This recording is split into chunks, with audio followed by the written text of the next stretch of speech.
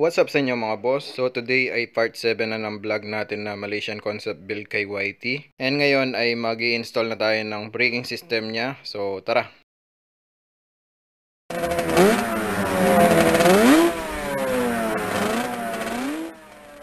So bali ayan mga boss, ito na pala yung i-install natin kay YT na braking system or magiging braking system na binubuo nating Malaysian concept build na Smash. And magsisimula tayo sa brake master.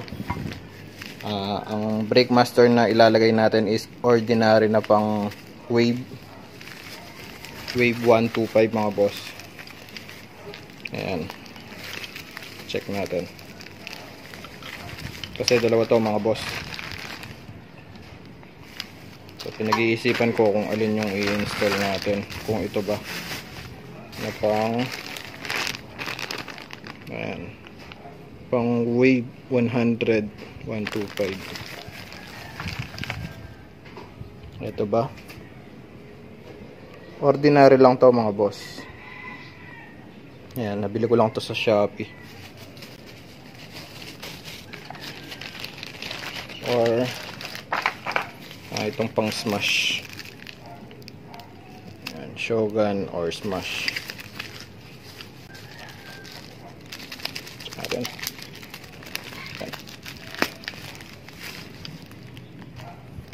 So bakit ordinary lang yung pinili ko, hindi yung Brembo na copy?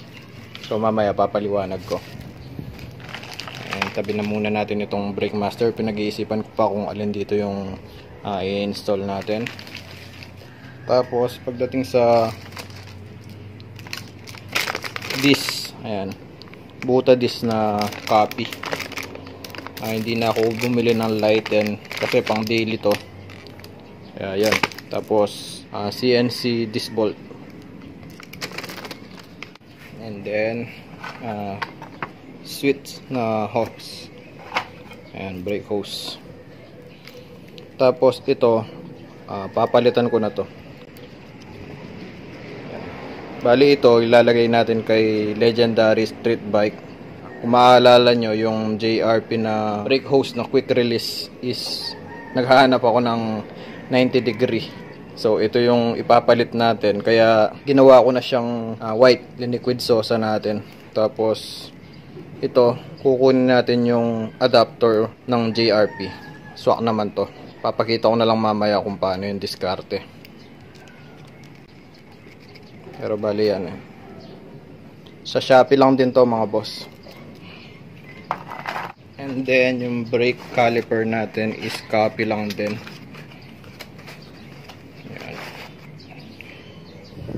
Na turtle copy, hindi premium copy pero same lang naman. Pag premium copy pa din. Ayan, bali nabili ko to kay boss Christian Ibay ng Hedgehog. And gumawa na din ako ng bolts. Pinutulang ko lang to mga boss. Bali ang size ng mga to is 8 by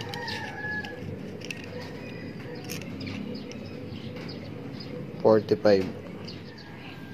So ngayon, bakit nag-ordinary tayo na ganito, hindi tayo nag-copy na Brembo? Ang inaalala ko kasi mga boss, pang daily kasi yung gagamitin natin kay YT is yung lagayan ng side mirror para hindi na ako mag-modify at hindi naman gaanong kita itong brake master, kaya ito na lang.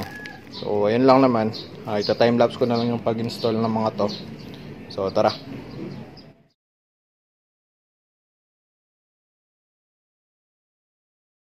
Bali inuna nating install itong buta disc at saka yung mga CNC bolts nya. Tsaka na natin sinunod yung caliper at saka CNC bolts.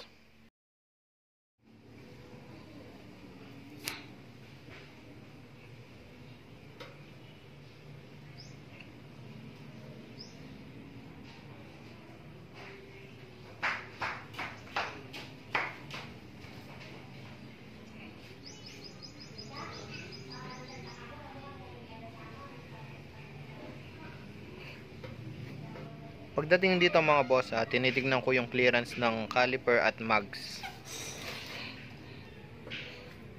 Kung mapapansin nyo naman mga boss, maganda yung clearance between caliper and mags. And kung mapapansin nyo din dito, maganda yung free wheel nya.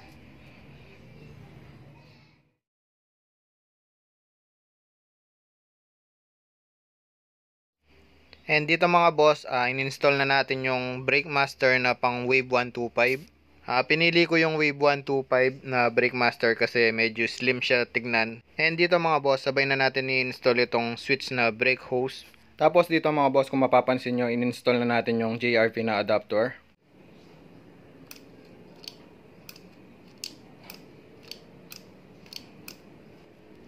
Dito mga boss, hindi ko na pinakita yung full process ng pag-bleed.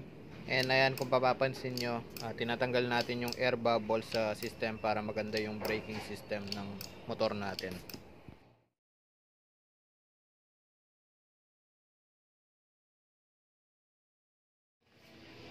So ayan mga boss, bali tumagas tong brake hose ng switch. Kaya papalitan na lang natin, bumili na lang ako ng bago. Bali dito lang naman siya tumagas, kaso wala na tayong adapter.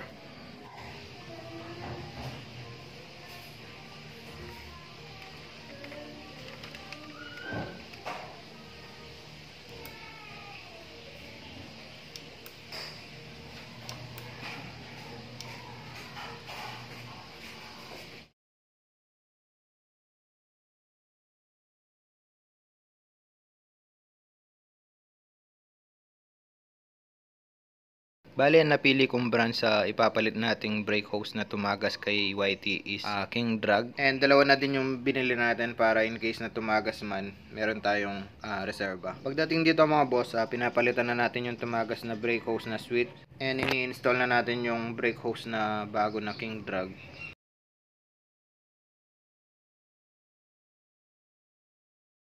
Tapos, since na si YT is original talaga na naka-drum brake, bali tatabasan natin yung fairings niya para sa brake master. And gumamit lang naman tayo dito ng rotary tool para mabilis, pang DIY. So, yun.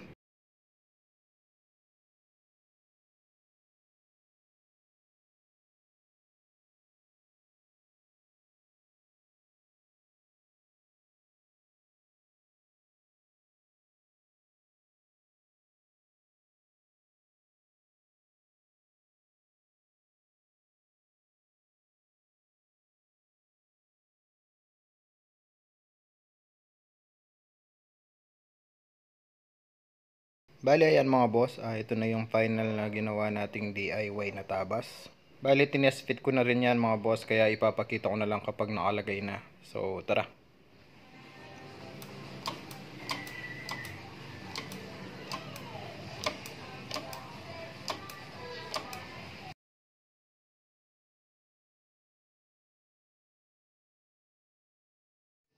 So ngayon, testingin natin yung braking system na in-install natin kung gumagana.